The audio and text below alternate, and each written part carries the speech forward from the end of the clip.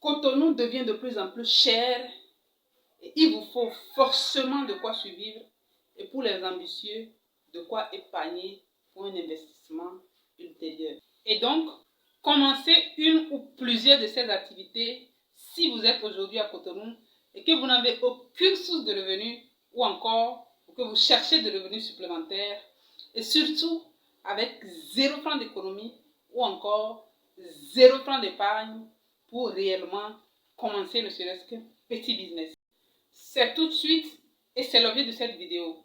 Restez jusqu'à la fin parce que je veux vos avis sur les 3 activités dont je vous parle tout de suite. Activité numéro 1, les cours de maison. Tous les parents rêvent de voir leurs enfants évoluer à l'école. Sur le sujet, beaucoup pensent qu'il faut avoir un diplôme dans une école spécialisée ou avoir de très grandes capacités de communication pour transmettre ses connaissances. Ce n'est pas toujours le cas.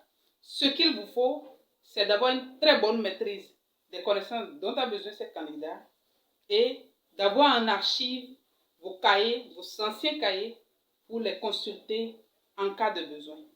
Alors pour cela, il vous faut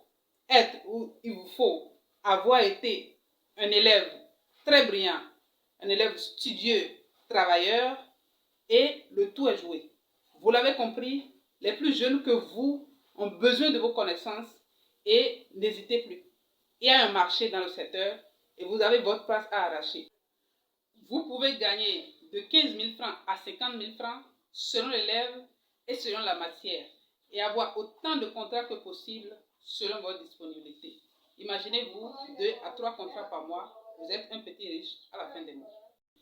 Deuxième activité, technicien et technicienne de surface privée et blanchisserie à domicile.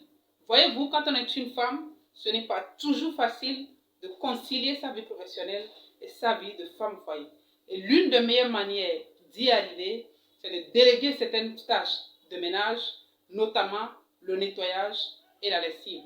Et de plus en plus de femmes sollicitent ce service et sont prêtes à payer un peu plus cher. Alors, elles ne sont exigeantes sur une seule chose, la propriété, le travail bien fait et la gentillesse. Et vous êtes parti, selon le contrat, à gagner jusqu'à 50 000 francs. N'hésitez plus. Troisième et dernière activité, le contrat de taxi auto. Je pense personnellement que le problème de la plupart des jeunes Africains en général et des Béninois en particulier, ce n'est pas le manque de travail, mais le manque de crédibilité. Alors, en moyenne, une moto en taxi peut rapporter de 10 000 à 25 000 francs par jour sans les frais de carburation. Mais remettre cette moto à un jeune, il pensera à lui-même et il pensera à sa petite amie du coin. Il reviendra peut-être te dire qu'il a passé du temps chez le mécanicien, ou encore qu'il n'a pas eu de marché, ou encore qu'il a été arrêté par les policiers, ou pire encore, dès qu'il a un peu d'argent, il vient te garer cette moto et tu le reverras dès qu'il n'aura plus rien dans la poche. C'est triste comme réalité. Pourtant, c'est la réalité. Alors, je t'invite, toi, à faire la différence, à aller chercher cette moto, à la rouler correctement. Et dis-toi, fixe-toi des objectifs. Peut-être dans 6 mois, dans 7 mois, tu vas t'en acheter une nouvelle moto et tu seras ton propre patron. Ou encore, tu vas la confier à quelqu'un d'autre qui va te la rouler, bien être dans ton contrat et très loyal. Voilà, nous sommes à la fin de cette vidéo.